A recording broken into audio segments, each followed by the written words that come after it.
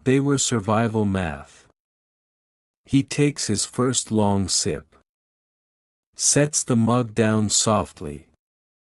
The Alesh and beers served along those post roads had a much higher alcohol content than most Americans drink today, and for practical reasons. Water in colonial America was frequently unsafe, contaminated by livestock, runoff, and human waste near populated areas. Ale and beer, because of the fermentation process, were significantly safer to drink than untreated water. Even children drank a weakened version called small beer, which was low in alcohol but carried none of the bacterial risks of the local well. It wasn't considered indulgence. It was considered sense. The fire shifts. A log that had been balanced at an angle settles deeper into the coals with a soft collapse, sending a brief shower of sparks spiraling upward. For a moment, the whole room brightens. That shower of sparks has a name that most people have never heard.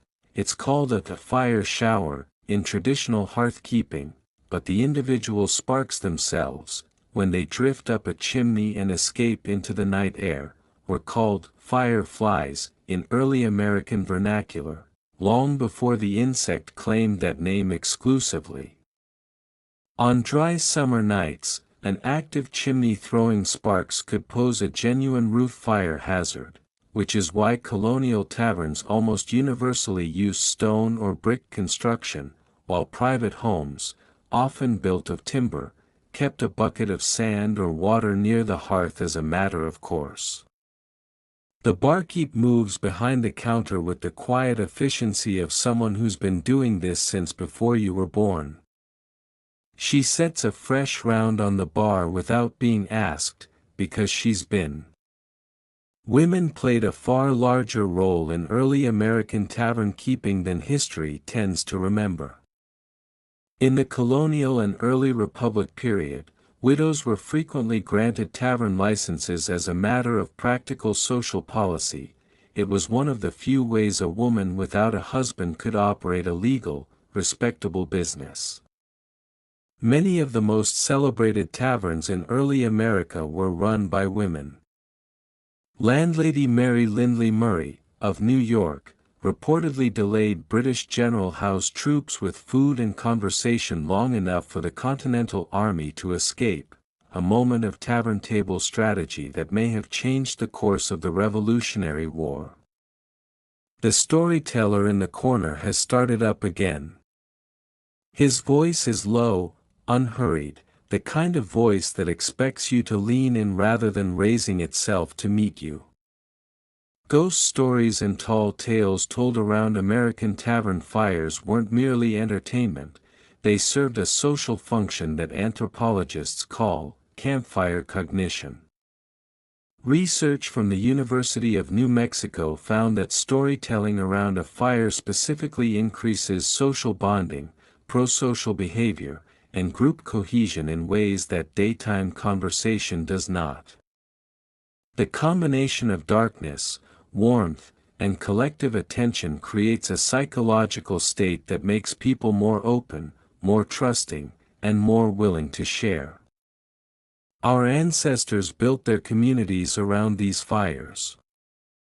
It turns out the neuroscience agrees with them. The story wraps up.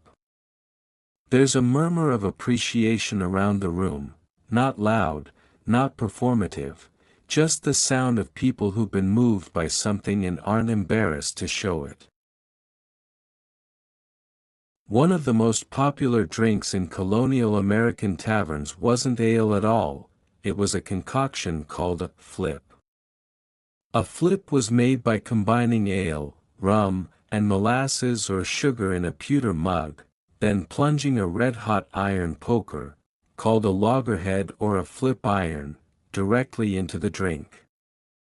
The poker was kept in the fire until it glowed, and when it hit the cold liquid, the drink would foam and hiss and caramelize almost instantly. The result was a warm, slightly scorched, deeply complex drink that tasted like nothing else. The phrase, at loggerheads, meaning to be in heated dispute, likely derives from the fact that these iron tools were occasionally used as weapons in tavern arguments. Outside, someone's horse stamps and blows in the stable. A good sound. A domestic, settled sound that means the night is holding. American tavern stables were nearly as important as the tavern itself.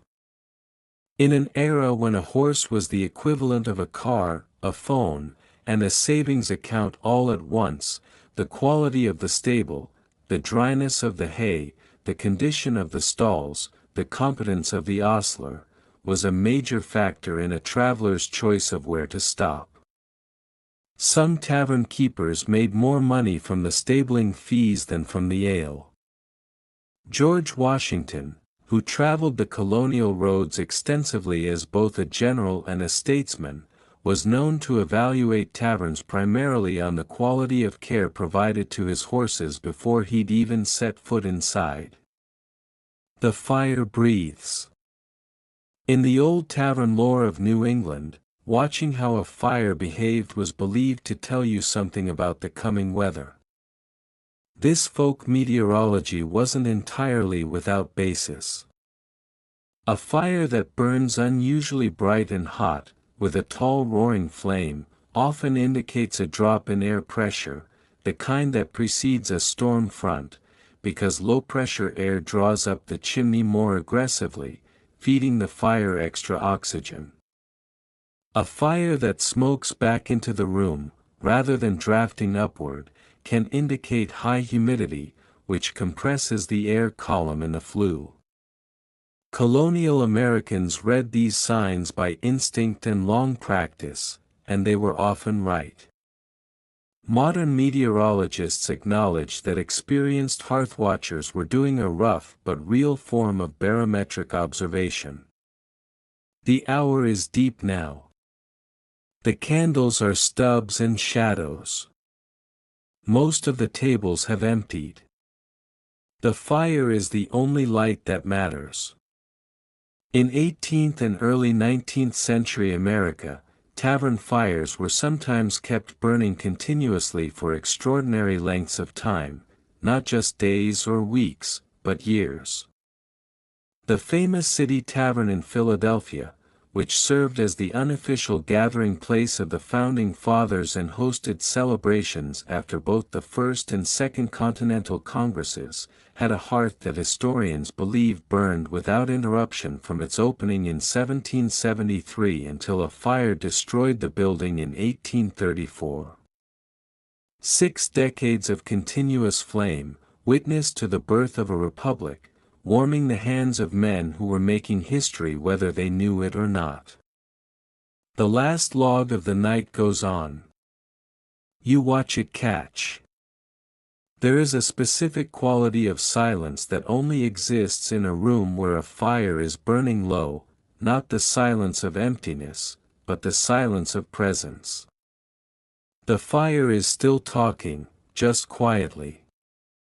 The coals pulse with a slow, deep light, orange fading toward red at the edges. Scientists who study human sleep patterns have found that the gradual dimming of firelight in the evening, moving from bright flame to soft ember glow, closely mirrors the light shift cues the human brain uses to trigger melatonin production and prepare the body for sleep. For hundreds of thousands of years, the dying fire was nature's own signal that the day was done. Some things go deeper than memory. The night is holding. The coals are steady. There are 80 more facts waiting on the other side of the dark, and every one of them was born in a room not unlike this one, warm, unhurried, smelling of wood smoke and ale and the good company of strangers. Rest easy. We'll keep the fire going.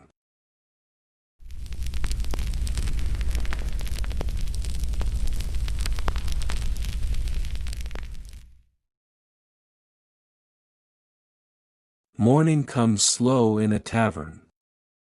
Not the sharp, sudden morning of an alarm clock in a cold kitchen, but the kind that seeps in under the door and through the gaps in the shutters, gray and unhurried, smelling of last night's fire and the first breath of a new one. Someone is already up. You can hear the poker working the coals, coaxing last night's embers back into something useful. The floor creaks. A kettle finds its hook over the freshening fire. The dog is already at the door, patient and certain that outside exists.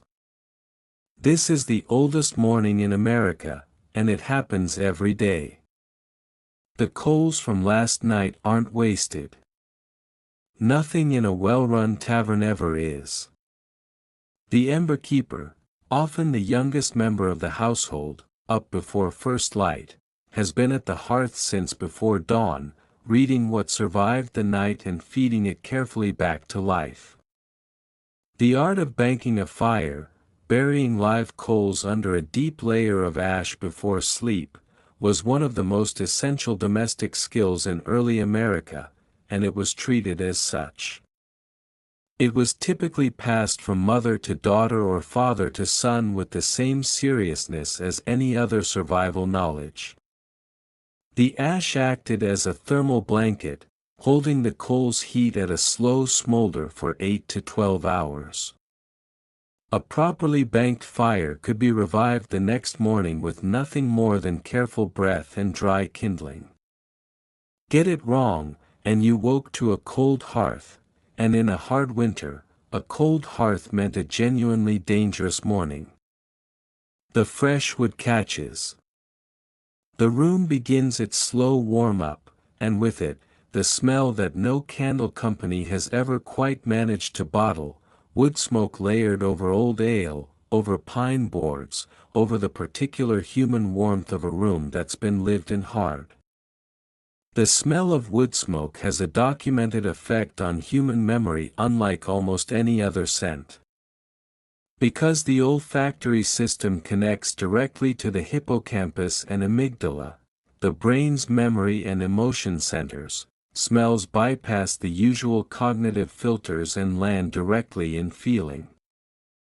Researchers at Rockefeller University found that humans can recall scent-associated memories with 65% accuracy after a full year, compared to just 50% for visual memories after only 3 months. This is why a single whiff of wood smoke can drop a person instantly back into a childhood camping trip, a grandparent's house, or a long-ago October night. The fire remembers you, even when you've forgotten it. Outside, the road is waking up. A wagon rumbles past. A rooster makes his announcement to no one in particular. The first proper customers of the day are already filtering in, farmers mostly, men who've been up since before the fire was relit, who've already done 2 hours of work and need something warm and filling before the rest of the day arrives. The morning meal served in American taverns of the 18th and 19th centuries was nothing like what we'd call breakfast today. There was no cultural concept of breakfast food as a distinct category. What you ate in the morning was simply what was available, which usually meant leftover stew or porridge, hard bread, salted meat, and, in taverns that could manage it, eggs. The idea of a light, sweet morning meal, the orange juice and toast version of breakfast, is largely a 20th century invention, shaped by food industry marketing and the shift away from physical labor as the primary form of American work. A colonial farmer eating a bowl of cold stew and a heel of bread at 6 in the morning wasn't eating poorly. He was eating correctly for what the day required. The barkeep moves through the room with a practiced eye, noting what needs doing and doing it without ceremony. A fresh log here. A wiped table there. A mug refilled before it runs dry. American tavern culture gave rise to one of the most enduring and uniquely democratic traditions in the country's social history, the practice of buying a round for the room. Known as treating, this custom was so deeply embedded in early American social life that politicians were expected to treat at taverns as a basic part of campaigning. George Washington famously spent the modern equivalent of thousands of dollars on treats during his 1758 campaign for the Virginia House of Burgesses, buying 160 gallons of alcohol for roughly 391 voters. The practice was eventually outlawed in many states as a form of bribery, but the cultural instinct it came from, the idea that a drink shared is a bond made, never fully went away. The fire is fully alive now. Not the careful, coaxed thing it was an hour ago, but a confident, generous fire, throwing heat and light in equal measure, the kind of fire that makes people pull their chairs a little closer rather than back away.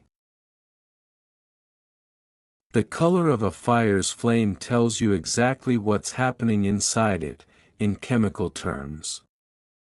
The deep blue at the base of a flame is the hottest zone, where complete combustion is occurring. The yellow and orange in the middle come from glowing soot particles, carbon that hasn't fully burned yet. The white tips at the top of a tall flame indicate temperatures above 2,500 degrees Fahrenheit, where the combustion is so energetic it begins to ionize the surrounding air. What looks like a simple fire in the hearth is actually a layered column of different chemical reactions, each happening at a slightly different temperature, all of them happening at once, all of them happening continuously, right there in the tavern room, as ordinary as breathing. A traveler pushes through the door with the morning cold right behind her, stomping the mud from her boots and pulling the door shut quickly.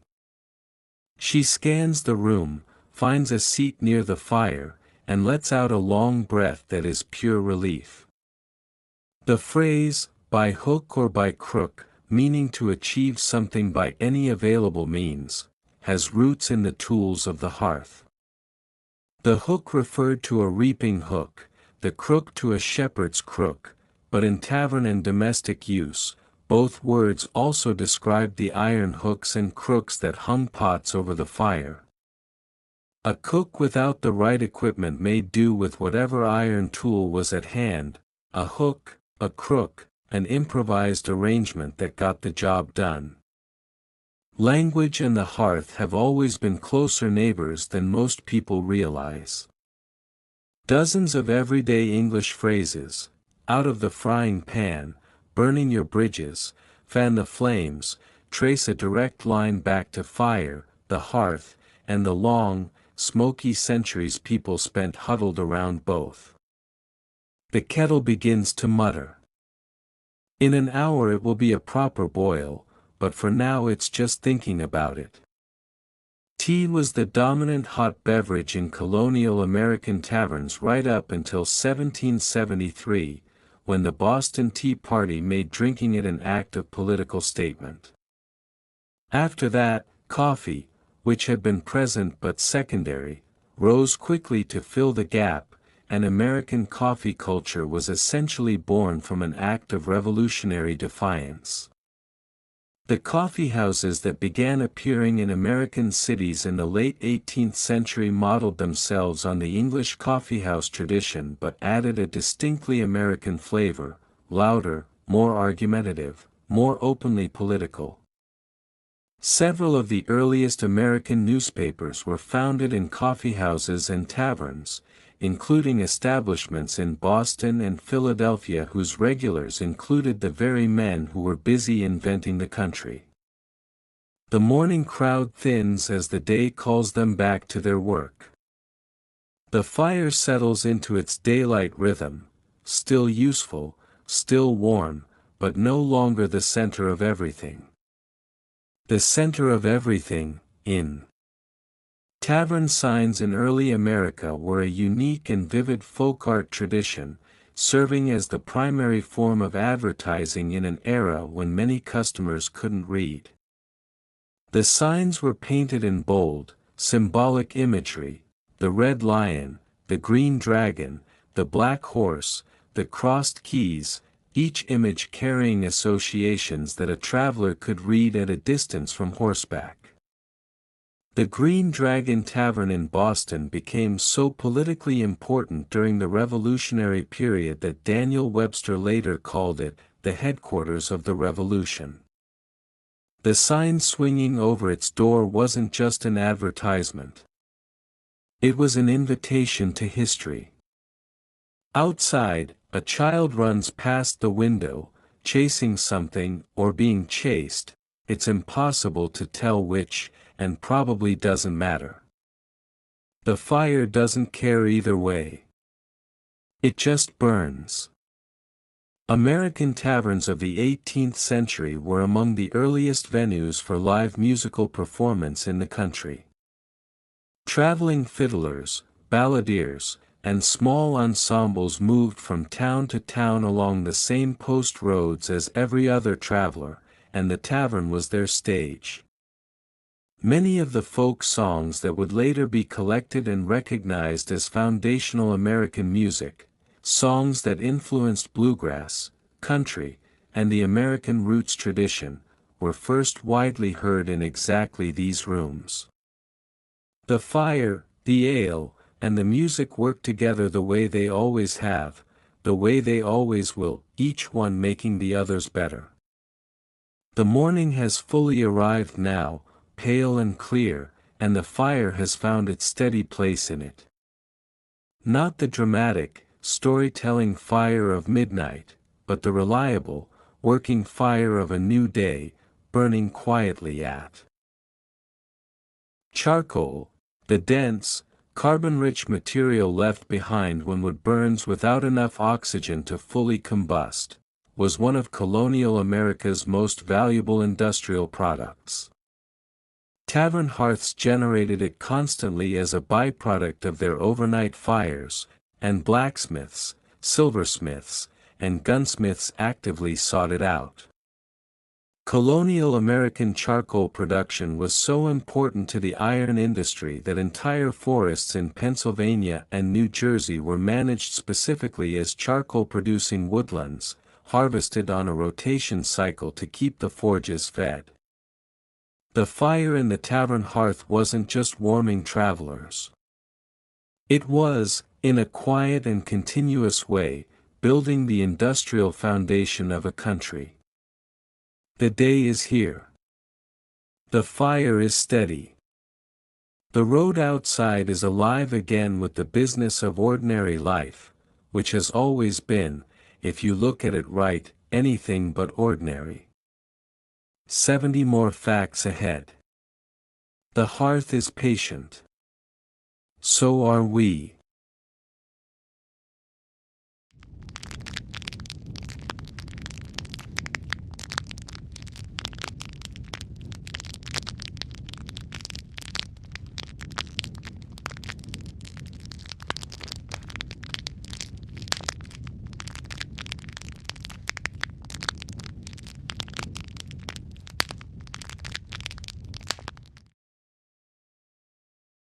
The afternoon has a different weight to it than the morning. Morning is about possibility, the day not yet spent, the road not yet walked. But afternoon, especially the deep middle hours when the sun is neither climbing nor falling, has a settled, amber quality to it. The work is half done. The light is full. The fire has dropped to its most useful register. Not showy, not dramatic, just a constant, reliable warmth at the edge of the room, doing its job without needing any attention for it. The tavern fills differently in the afternoon. The farmers are still in their fields. The merchants are still at their counters. But there are others, the traveler resting between legs of a long journey, the lawyer reviewing notes before court, the idle and the curious,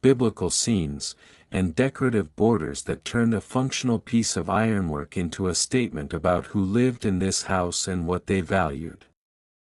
A group of 3 men settles at the large table near the window, a surveyor, a preacher, and a printer, by the look of them, though the afternoon light makes everyone look a little like everyone else. They order a round and fall into the comfortable argument of old acquaintances. Taverns in colonial and early Republic America were one of the primary venues where political debate happened between ordinary citizens, and the arguments that took place over tavern tables helped shape some of the most consequential decisions in American history. The debates that preceded both the American Revolution and the drafting of the Constitution were not confined to elegant drawing rooms and legislative chambers. They happened loudly, imperfectly, and passionately in taverns from Boston to Savannah. Thomas Paine, whose pamphlet Common Sense arguably did more to push public opinion toward independence than any single political act, was himself a regular in Philadelphia taverns, where he tested and refined his arguments in live debate before committing them to print. The printer leans forward, jabbing the table with one finger to make a point. The preacher folds his hands and waits. The surveyor stares into his ale as though the answer might be in there somewhere. The word tavern itself carries more history than most people realize. It derives from the Latin taberna, meaning a shed or stall, the same root that gives us tabernacle.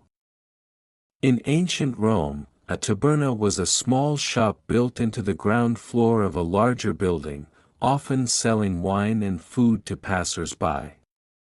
The Roman road system, which the British inherited and adapted, included tabernae at regular intervals, a hospitality infrastructure that, traced in a direct line, connects the Roman legionary stopping for wine on the Via Appia to the colonial militiamen stopping for ale on the Boston Post Road. Some traditions are so deeply human that they simply get renamed and continued, century after century, civilization after civilization. Outside, a cart horse waits with the infinite patience of cart horses everywhere, one hip cocked, eyes half closed, entirely indifferent to history. The hop plant, whose flowers give modern beer its distinctive bitter flavor and act as a natural preservative, was not native to the American colonies, and its cultivation here was a matter of genuine agricultural urgency. Early colonial Alesh brewed without hops spoiled quickly and had an unpredictable, often unpleasant flavor.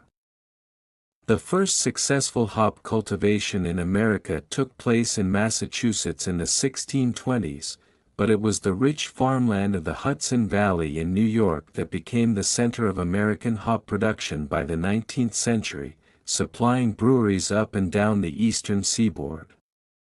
At its peak, New York State produced more hops than any other region in the world, a fact almost entirely forgotten today, buried under 2 centuries of shifting agriculture and the rise of the Pacific Northwest as America's hop country.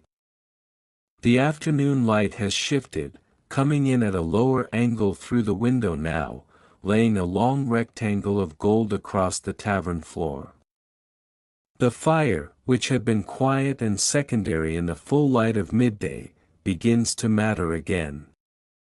Candles in a colonial tavern were not a trivial expense, they were a significant recurring cost that tavern keepers managed carefully. Tallow candles, made from rendered animal fat, were the everyday standard, cheap, accessible, but smoky and foul-smelling, particularly as they burned down. Beeswax candles burned cleaner and longer but cost 3 to 4 times as much. Taverns that wanted to signal quality and prosperity burned beeswax, taverns working on a budget burned tallow and hoped the wood smoke from the fire would cover the smell. The phrase, "not worth the candle," meaning something not worth the effort or expense, comes directly from this era, from the calculation a gambler made about whether the pot was large enough to justify the cost of the candle needed to play the game. The afternoon is tipping now toward evening. The surveyor has gone. The preacher has gone. The printer is still there, scratching notes in a small book, his ale untouched and gone warm beside him. American taverns were among the earliest venues for the public display and discussion of printed news.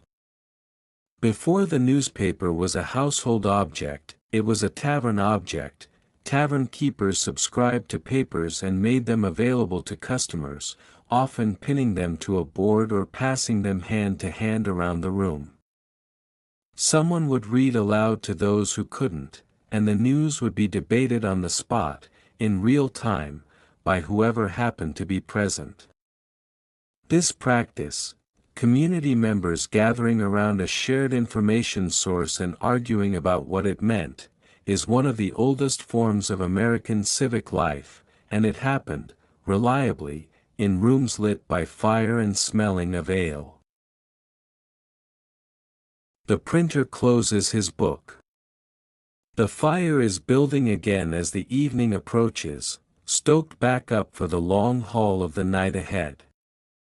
The room is warming, filling, settling into itself. The embers at the base of a well-maintained fire are capable of something that open flame is not. They can cook with precision. The cast-iron Dutch oven, one of the most important pieces of cooking equipment in colonial American history, was designed specifically to be nested in a bed of embers and topped with more embers on its flanged lid, creating an even, enclosed heat from all sides. This technique allowed tavern keepers and homesteaders alike to produce breads, stews, roasts, and cobblers of a quality that rivaled anything a modern oven could manage. The Dutch oven came to America via Dutch and English settlers, traveled west with every wagon train, fed every army on the frontier, and can still be found doing exactly the same job around campfires across the country today. Some tools are simply right and stay right, for as long as people need fire and food together. The afternoon is giving way. The light outside is going gold at the edges, and the fire is remembering why it matters. 60 more facts still ahead, and the best hours for telling them are just arriving. Keep your seat. The night is coming in friendly.